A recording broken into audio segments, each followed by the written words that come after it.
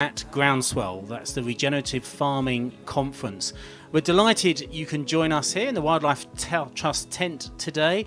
Across the 2 days of Groundswell, we're putting on a whole number of events and panel discussions. They're all streamed on the Wildlife Trust YouTube and LinkedIn channels, so thousands of people get to see these kind of conversations afterwards. And if you catch bits of them at Groundswell and you want to catch up on the whole session, they will be there on the Wildlife Trust YouTube and LinkedIn channels for you to check after time. Well, I'm Craig Bennett. I'm Chief Executive of the Wildlife Trust, and I'm delighted to be here at Groundswell today, and delighted that we're now going to be in conversation with Holly Fallick from Nunwell Home Farm on the Isle of Wight. Just a few weeks ago, we were really delighted to bring together predominantly chairs and chief execs from across the 46 wildlife trusts to Hampshire and the Isle of Wight. We were hosted by Hampshire and Isle of Wight Wildlife Trust for what we call a Seeing is Believing trip, where as chief execs and chairs we learn and get stimulated by, yes, from our own trusts, like the brilliant work that Hampshire and Isle of Wight trusts are doing, but also from partners and other players in the space that we can learn from. And we had a few fantastic days on the Isle of Wight in particular, at which we got to visit Nunwell Home Farm, who are her partners, people working closely with Hampshire and Isle of Wight Wildlife Trust. And I think it's fair to say we were blown away from our visit there. I mean, if I just tell you that for days afterwards, in fact, ever since that time just a few weeks ago, in the Wildlife Trust, still people are talking about Holly and Francesca and what they saw at Nunwell Home Farm and just how inspired we were by that. So this is your chance to find out why we got so excited about what we saw. And yes, it's the farm, but it's also the two amazing individuals that are at the centre of the farm. So I want to introduce you to Holly Fallick, who's, she's going to tell her story more than I am. But Holly, thanks so much for joining us today, and brilliant that we can meet up at Groundswell to have this conversation. No problem. It's amazing to be here. I've had a super lovely day, going to loads of talks and being inspired. I go home with a million notes. So yeah. Brilliant. Okay. So, Holly, and you have to hold the mic really close, Sorry. I'm afraid. So, Holly, first of all, tell us the story. What is Nunwell? Tell us who you are and who Francesca is, and how you came to decide to take what was, to many perspectives, it looks like a crazy idea to go into farming as first-time farmers, never having done it before. At a time when people are leaving farming, actually, you did the opposite thing. Why? And tell us about the two of you and why you did it. So I guess it's kind of hard to tell this story very concisely, but so me and Francesca are childhood friends.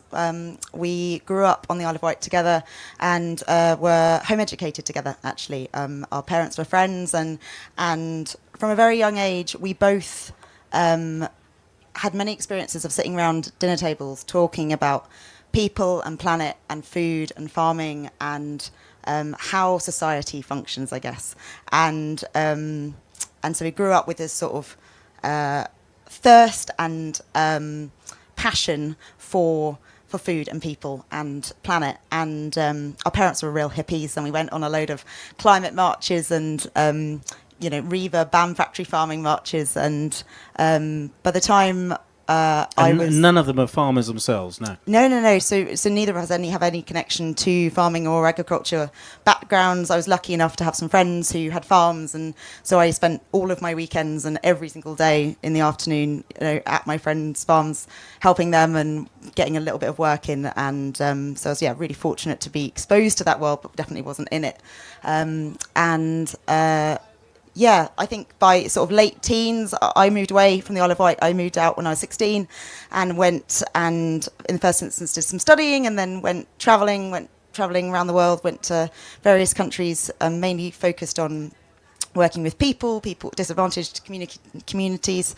And during that time, actually became vegan because I was really panicked about the climate crisis and animal cruelty in general, and then came back to the Isle of Wight and when I was 20, and met my now husband and got married and started trying to have children, and as part of that journey realised that through a whole childhood of eating very poor quality, very beige vegetarian food, my health was basically in the floor. And so went on a big journey of sort of self-discovery and grew a massive passion for nutrition and the impact that food can have on people's health, and managed to cure my issues and now have 3 beautiful, healthy children as a result. So I think I sort of, throughout my 20s, I studied human nutrition, and I lived the experience of solving not only my own issues, but my son was showing signs of autism, and we did a really special whole foods program with him and solved a lot of his issues. And so by the time I was in my late 20s, Francesca had been on the mainland for about 8 years as well, and I'd already moved back to the Isle of Wight, and Francesca came back to the Isle of Wight, and we met up for a coffee, and we said, oh, wouldn't it be fantastic to do something together? We both had really small children at the time. We'd been friends for a long time, and sort of floated the idea. And then for a couple of years, we set up a no-dig market garden in the first instance. Francesca she was vegan at that point. I wasn't anymore. And we had lots of very heated debates about the fact that I had left veganism. And then shortly after, her health really plummeted, and she followed suit and joined me on. And then part of running the no-dig market garden was that we had a lot of talk about climate and meat and how we were going to source this new diet that we were wanting to eat. And then came the conversations about land use, and we started following Richard Perkins and Gabe Brown and all of these really amazing regen people. And I spent 2 years really deep diving, and we both had really tiny babies, all were pregnant at that time, and so we spent a huge amount of time sat reading and learning a huge amount about food and farming, to the point where we wrote a sort of business plan about what, if we were so lucky to get access to land, what would our ideal farm look like. And we wrote that, and we sat down when we finished it, and we said, that's a really, really good plan. Let's, in 5 years' time, let's really try and action that. Let's try and get the name out, get the word out there that we want to do this thing. Let's put a pitch together. And 5 days later, we heard about a farm coming up. We were like, it's not quite 5 years, but okay. It was literally just down the road from where we'd spent a huge amount of time growing up on Francesca's. And it was 5 days from when you'd got this business plan together. Yeah, it's the problem with manifesting things, right? Sometimes happens a bit too fast. I just found out I was pregnant with my 3rd child, and we heard about the farm coming up, and we were like, gotta jump.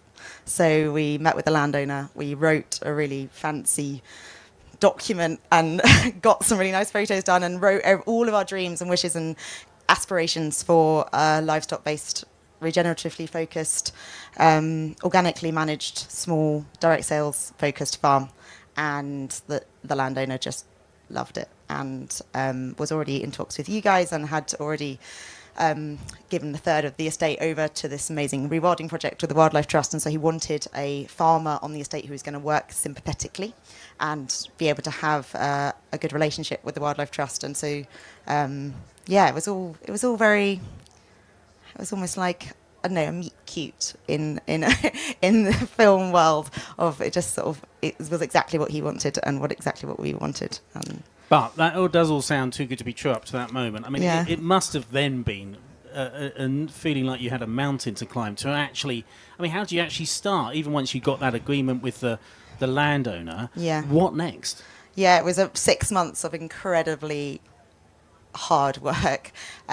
So we got the sort of yes from the landowner, and then spent 6 months being like, shit, how do we actually get this off the ground? How do we raise capital? How do we do, like, we both didn't know how to farm. So it was like, okay, we've got to learn practically how to manage large groups of animals, how to plan our grazing, how to manage our ground in the way that, like, in theory we know, but in practice is so different. And we spent the entirety of that first year learning so much so quickly on our feet. From where, though? Where did you learn it from? We learned a huge amount from YouTube. Right.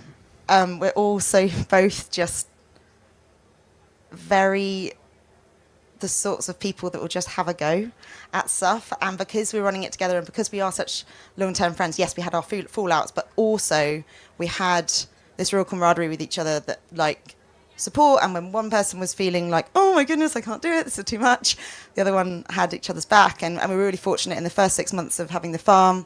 Francesca's brother, because we took on the farm when I was 7 months pregnant, so I had a baby 2 months in, and Francesca's brother very kindly helped us out that first 6 months and gave a huge amount of support to us while I was navigating a tiny baby and all the other children that we have between us. We've got 5 kids under 9 between us, and so just like this whirlwind, but so passionately what we wanted to do. I think as soon as we got there, when we went for a walk before we even met with the landowner, me and Francesca said we'd been going for a lot of it was lockdown just prior to getting the farm, and we've been going for loads of lockdown walks around different farms on the Isle of Wight, and we went for a little sneaky look round just on the footpaths around the farm, and we sort of looked at each other at the end and went, that when you meet eyes and you think about a plan and you're like, this could be cool. And it was really, the estate is amazing. It's where I grew up, constantly walking around there, riding horses around there with friends, bike riding around there. It's such a familiar place to me that it felt so fortuitous to be there now. And I'm so fortunate that I live in the old Stocksman cottage, like right on the centre of the estate now. And so that was what, 2020 when you were first doing that, essentially? Yeah, 2021. Yeah. So now just describe the farm in 2024. You walk in, what do you see, and what are the animals you have? What's the systems you're using? So in the first instance, when we got to the farm, we how many acres is it? We were offered 125 in the first instance, and then we went up to 140, and now we are up to about 350. The estate has 1,000 acres in total, about 350 with these guys, and we will be taking on the rest of the land in the next 18 months. And so I guess that her first 125 was the landowner being like, prove yourselves. And we did. And so, from when we first got there, so we took on a very, very conventionally managed farm. We sort of landed there and had very aspirational dreams, I guess, about what we wanted to create. And was it all livestock? Was there some arable there as well? So we got a tiny bit of arable, mostly livestock. But when you took it on, I mean, what was it? So we took on all permanent pasture in the first instance.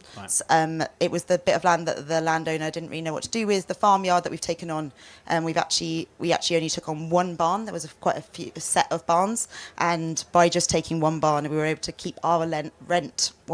We're not actually renting, but I'll explain that in a minute. But our costs low, and allow the landowner to rent out the rest of the barns to just storage units. So I think from the beginning, it was like, how can we keep our costs low? We had very, very small amount of investment to get this thing off the ground, and so we spent all of our money on livestock. We bought as many cows as we could.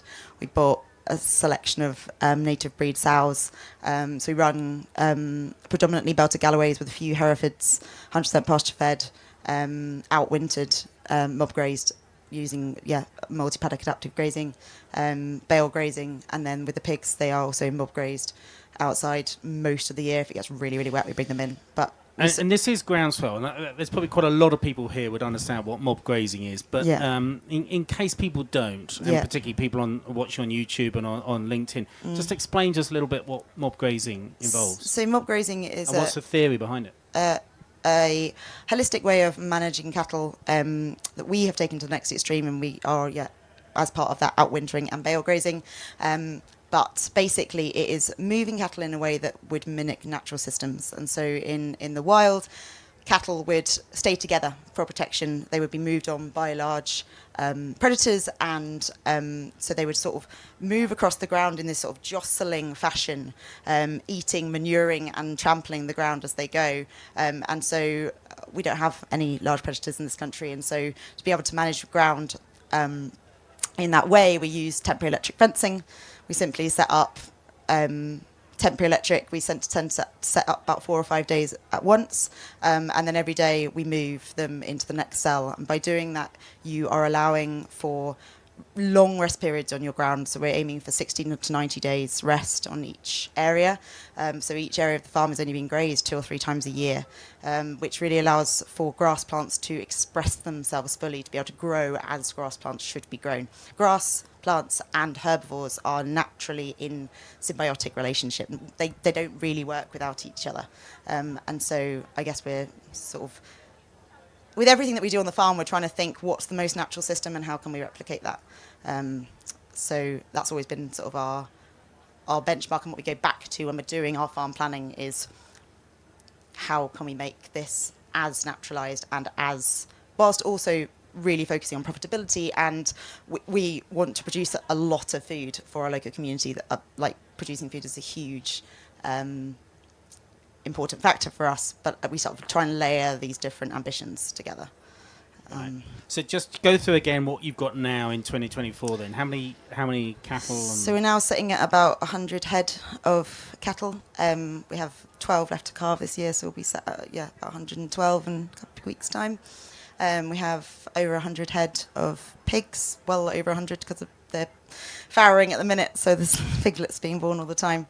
And then we have 2 sort of mobile eggmobiles, very similar to the Richard Perkins design, that we run for eggs, and we sell everything through subscription model to our local community. So we run Egg Club and Meat Club, and that's delivered every Friday by us. And yeah, so bringing in that sort of community element, that connecting people to land. We also run a fairly regular social media presence, and that has massively helped with connecting us to people and people to our story. And I don't know, it's been amazingly hard work, and I think more hard work than either of us could have anticipated, but a huge amount of fun too. You're slightly underplaying the social media element, because actually you two are social media stars. I mean, your partner in crime now, Francesca, can't join you because she's being interviewed as part of a social media influencer. She is, yeah. So they have a huge presence on social media. But I mean, you were saying, let's dig into that a little bit more. That's been really important for telling your story and for building up your customer base, isn't it? Yeah, absolutely. So social media is free advertising for us, and it's something that we can leverage quite well. We are on there nearly every day, talking to customers, posting reels about what we're doing.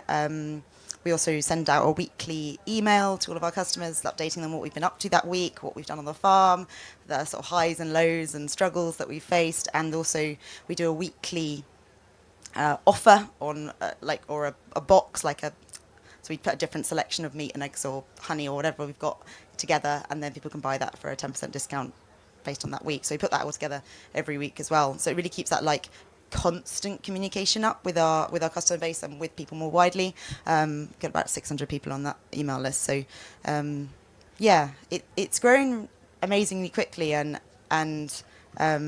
we now on the farm have us, and we have all of our livestock, and then we've got a big high-level countryside stewardship project about to be embarked on, which includes lots of tree planting. It's a wood pasture restoration project on a lot of the arable land, which is coming back from arable back into permanent pasture. So that's going to involve planting a multi-species sward and doing all of the tree planting, hedge planting, everything else that goes with that. We are also taking on a big educational program, so we're going to be offering lots of schools and other group visits. We are also planning how we take on the rest of the arable land. That's probably next year. And we also have some other sort of players on the farm now. So we have a lady who has got some beehives, so she has an apiary on the farm, so we buy the honey from her and we sell it through our shop, online shop. We don't have a physical shop, we sell everything online. And then we have a microbrewery on the estate now. We have a chef who's just moved in, who we're going to be doing a pop-up restaurant over the summer.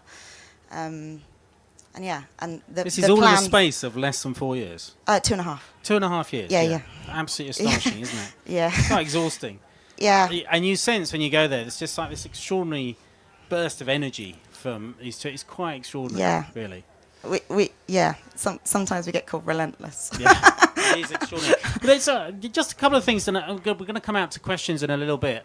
But I've just got a few more to probe you with in the meantime. One of the phrases you use a lot, I know, is about how excited you are to produce nutrient-dense food. Yeah. Just tell us a little bit more about what you mean by that and why that's so important and how you think you're doing that.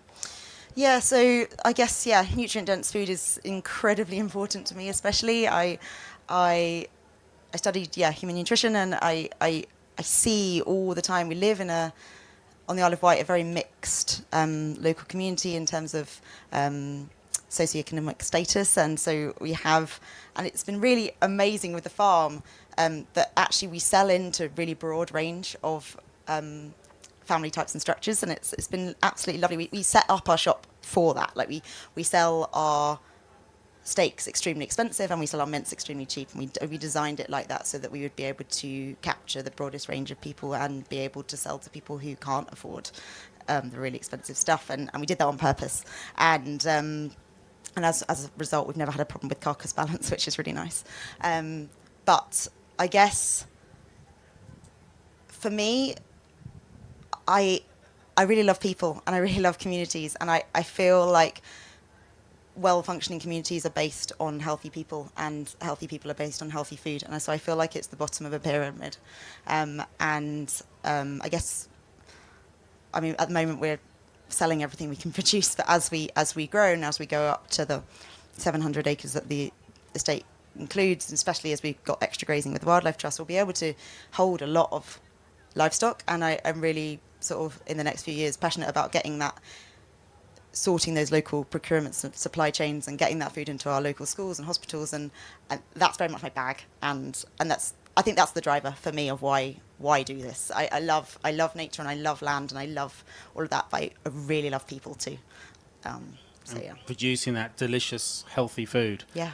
Which I must admit I ate quite a lot of when I came to visit your farm. It's absolutely gorgeous. There's another thing, which is you talk about how you manage Nunwell Home Farm through a share farming framework. Yeah. Tell us a little bit more what you mean by that. So when we first started talking with the landowner, we had a big conversation about structure and how we were going to structure this, and he had just come out of a long-term AHA tenancy. He'd had to buy the tenant out, and so he was very reluctant to go into another long-term tenancy, and because we started on such low capital, we couldn't have paid a rent from day one, so we came up with the idea of doing a share farming agreement, which is very much like a classic big joint business venture. We valued everything that we both brought, so we bring 2 full-time people, we bring our machinery, and he brings the land and his building, and then everything's split on a profit share basis, and then all of the costs are also split. And so it just gave that bit of breathing space for us to not have to pay that rent, and actually he'll end up earning more from us, from our financial projections, which we're bang on where we should be for. He'll end up earning more in the model that we've done than he would off a standard tenancy. So he gets thanked for taking a chance on us, and we get that first couple of years of reprieve of not having to pay a rent from day one. And I think it's worked really, really well. We've both been really happy with it. We have about 6 monthly meetings together, sort of planning the future, what everyone's happy with, what it looks like. It's lovely. Our landowner is young, and he's not a farmer. He's an airline pilot, and he absolutely loves the farm, but is not really. He doesn't want to tell us what to do, and so it's just a really lovely relationship because he's young and ambitious and wants exciting things, and it allows us that space to have some crazy ideas and have a go, and sometimes they work and sometimes they don't, but that's the way you learn. And I feel like sometimes that's stifled by people saying, well, I've done it before, or I tried it once and it didn't work. We're really grateful to have such a sort of enlightened and lovely landowner. Yeah. And tell us about your partnership with the Hampshire and Isle of Wight Wildlife Trust. How does that work? Yeah, so that developed quite quickly and quite early on of getting the farm.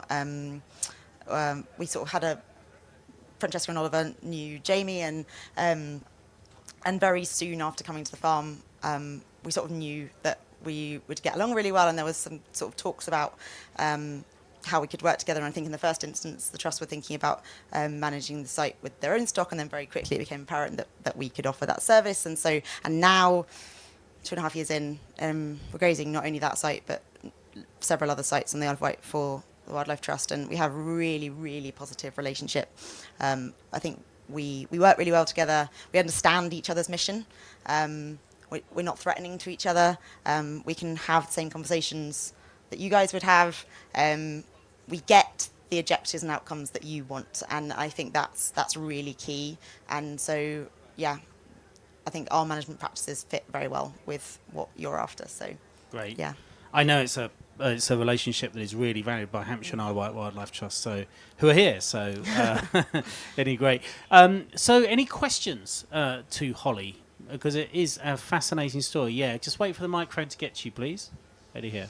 Hi. Just say who you are, perhaps. I'm Kitty. I'm a farmer from Lincolnshire. I'm also a trustee of the Lincolnshire Wildlife Trust. Holly, you look incredibly healthy. You come across as incredibly energetic. Could you just tell us a little bit about what you do eat?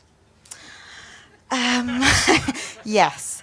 A lot of meat these days. So I eat a very high protein, fairly low carb diet. I've played around with diet a huge amount, and I have a sort of underlying slight insulin sensitivity still from, so I was diagnosed with polycystic ovarian syndrome when I was 16, which was the disease that I am now in full remission of, but left off of that, so I feel best when I am eating. So I 3 or 4 eggs every day for breakfast and eat meat nearly every day, and I don't think in the farming model that we have that's going to be unsustainable. And I think as we go forward, and especially with the change in land use from an arable perspective of larger amounts of time in lays and less time in cereal production, and therefore higher percentage of grazing livestock, I don't think that that's going to be unsustainable personally in this country. And I also really believe in utilising the whole carcass, and so because I'm fortunate enough to have the education, I'm able to, make stocks and make all these things that would be amazing if everyone could do. I'm aware that that's a privileged position, but I am able to do that, and so feed that. And my son is also very much the swing in mood in terms of diet is unbelievable when you have a child who's very sensitive to sugars or carbohydrates, and so I can literally tell, like half an hour after he's eaten something that's high sugar or whatever, his entire personality changes. So it sort of gives, I don't know, if you could spray that out to the rest of society, it'd be amazing. The impact. But what, out of interest, what are the carbs you hold back on? The carbs, just asking for a friend here. I try and never eat carbs without protein. Is one of my rules, and I always eat vegetables before carbs, and so I do like vegetable protein carb because it really makes a huge amount of difference how you eat things. And then I do other little tricks like drinking apple cider vinegar, and there's a lot of tricks that you can do that don't actually have to change your diet hugely. Like I still eat bread, I still eat pasta, I still eat rice, but it turns how you pair things. And I also eat a huge amount of healthy fats, like loads. So okay, yeah. Great. I'll try that for the next year, and I'm sure this time next year I'll come back looking just like you. So any other questions? Yeah, lady here. If you can just say who you are as well, please. My name is Anne van Leeuwen. I'm a regenerative farmer from the Netherlands. And my question was, how do you secure mid-term and long-term access to land? And this comes from a farmer that has lost the farm after 4 years and then moved to another farm. But it can be very tricky, even though you think you start off really well and same fishing, etc. So we have 5 years security at a time. So I don't know the answer to that question particularly. We trust that we have a very good relationship with our landowner, but we did build the entirety of the farm has been built with modularity in mind. And so if the worst came to the worst, we could lift and shift everything. Everything's mobile. Everything that we own is not tied down. Every asset that we've put money into is a movable asset. And we trust now that if something were to happen to the land base, we probably could get access to other land on the island because we have proved our farm methods, I guess. But I really would doubt that would be an issue for us. But we do only have for 5 years security at a time. It's the nature of the market right now. Okay. Any other questions? If not, there's one I want to... Oh, sorry. Yeah, gentleman over here. Oh, Chris, yeah. And please say who you are again. Chris Clark, we farm in mid-Devon with Dexters. We eat our own Dexters. Yes. But the problem we have is animal welfare at slaughterhouses. How do you cope with animal welfare, and is there slaughtering facilities on the Isle of Wight? Yeah, good question. No, it's one of the biggest hurdles that we have to juggle.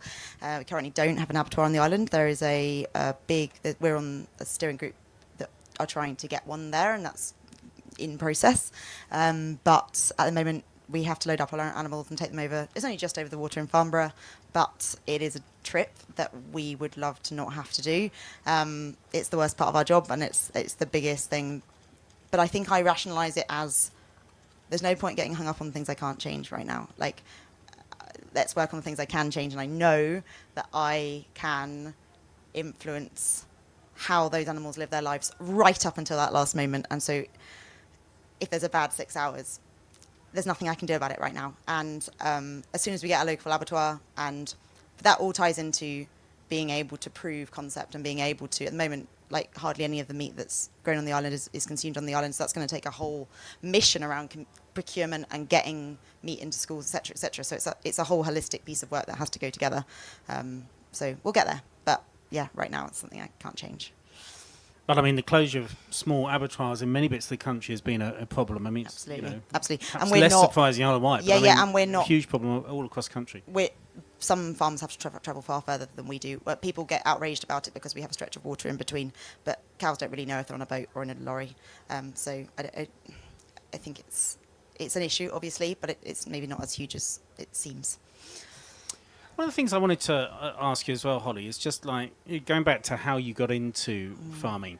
Do you think it was sort of, is it easier perhaps for first farmers, as it were, to get into regenerative agriculture than conventional, or the other way around? What do you think might be the easier route for first-time farmers? I said this to someone earlier, because I always say that it's an absolute blessing not being a farmer, because I don't know how to do anything, and so I just have a go. And I think sometimes that really bites you. Like, we've had stuff where we lost a calf recently because we made an error and we didn't know. And there's always those moments when you're like, oh, I wish that we had experience, or I wish we had a dad to ask or an uncle to ask or someone. But most of the time it allows us to make decisions that feel right or that seem like a good idea without any preconceived ideas of, well, it won't work because. And we actually had so many moments where we'd be like, that's amazing, that works so good. And we'd never seen it done before, but because we were willing to have a go, and it doesn't always work. But I was speaking to someone earlier about we've got big pasture pigs operation, and when we take on the arable land, I'm really excited to try and experiment with utilising them in terms of termination of cover crops or arable production. And I was sort of saying to him, have you seen any examples? And he was like, no, but if you try it, let me know. And it would be really exciting. I really love the creativity of trying things and experimenting, and it's very my bag, and so I think we built that from the beginning, and we're fortunate to not have that preconceived baggage. And would it make a big difference if there was sort of more public grants for first time farmers, particularly into regenerative agriculture, or access to advice, or what's your thinking on that? I think we're fortunate where we are that we've been able to access quite a lot of FIPL funding. So we've got quite a lot of FIPL which is Farming in Protected Landscapes funding. And we're also fortunate that we are on the site that we're on, so we've been able to access this higher tier stewardship money. So I think from our perspective, I think it would have been really lovely to have had some more advice around, I guess we were in that, when we first came into farming, we were in when no one knew what was happening with grants and schemes, like from a national perspective. And so for ages we were like, well, what is happening with SFI? We didn't jump because no one knew. So that was just a bit unfortunate to be in that moment. But I think there is quite good support sometimes, and it just depends who your local advisors are. And like, I guess we had some of the skills in-house that maybe other people didn't have, but I don't know. The main thing that we are in the hugely privileged position that we were able to borrow money at very, very low interest from various people who wanted to invest in the farm in the beginning. I think had we not have had that, it would have, like, even just advice on how to get, because we sent like quite a few breakfast meetings with a potential investor who was completely wrong for our farm, but even just having advice on how to gain investment would have been really great. Like, stuff like that would be fantastic for people starting to get into this, because we had no idea what we were doing.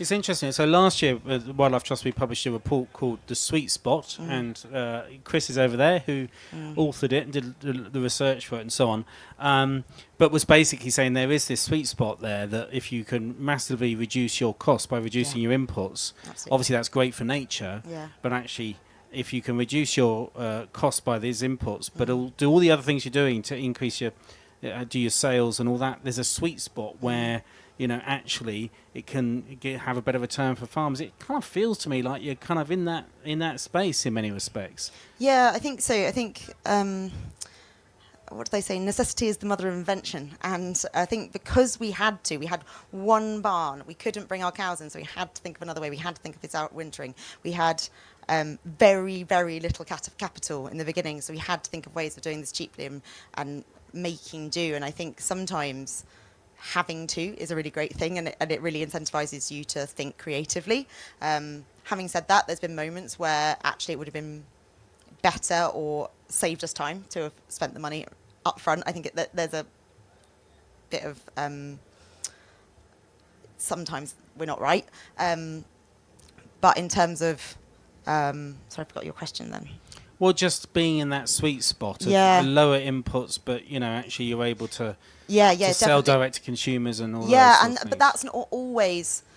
I think that's something that maybe would be really helpful for the Wildlife Trust to help farmers with, because like for us, so we run Belted Galloways, and for our system where we're selling directly, it's absolutely fine, but we're not finishing Galloways until between 30 and 36 months, because they're just not ready before that, and actually we'd be penalised by that if we were selling into commodity markets. And so but I am absolutely aware that running a direct sales business, building the website, doing all the branding, people don't have those skills. We're extremely fortunate to have those skills in-house.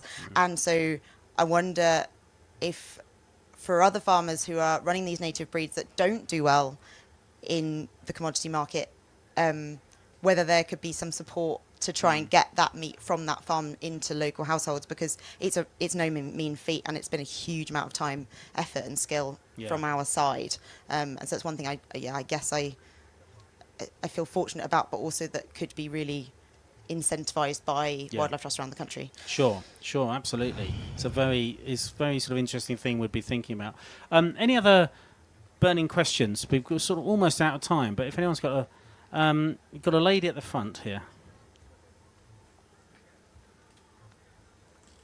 If you just say who you are, please.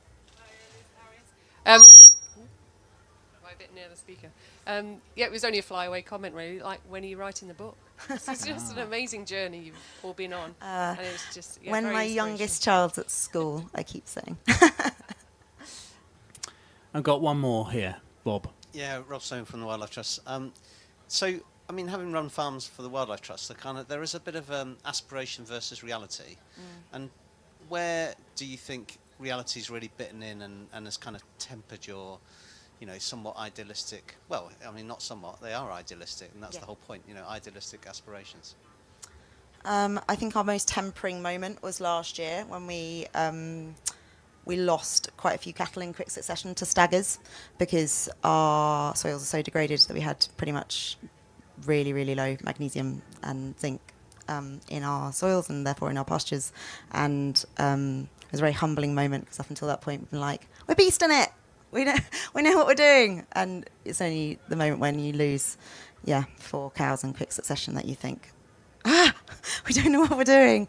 And so we've had a couple of those like really humbling and also saddening moments of like cows should be able to eat grass without being supplemented. Like that's something that I think has really inspired us in terms of reseeding and doing this next project is how can we develop our system so that things don't happen like that. And it really brought us back to that holistic thinking, whole farm thinking that we need to get the foundations right. We need to make sure that our pastures are, thriving not only for wildlife and biodiversity, but for our animal performance.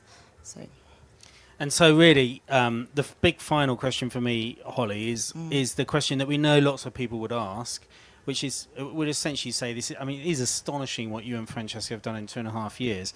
But you know, some people might say this is all very lovely, but you know, is it going to feed the country? You know, don't we need intensive agriculture to do that?